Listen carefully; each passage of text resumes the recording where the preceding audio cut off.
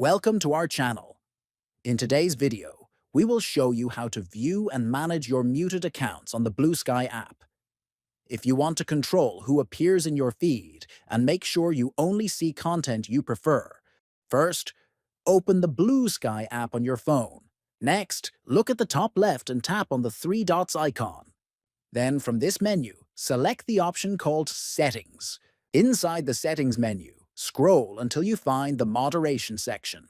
Tap on Moderation to see additional options related to account management and content controls. Then click on Muted Accounts.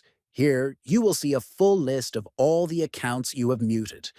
If you want to unmute any account, simply click on the name of the account. After opening the account page, click on the three-dot menu at the top, and then select Unmute Account. This action will restore posts from that account to your feed. Finally, repeat these steps for any other accounts you want to unmute or manage. This simple process helps you stay in control of your social media experience and keeps your feed clean and relevant. Make sure to subscribe to the channel, like this video, and share it with your friends. Thanks for watching.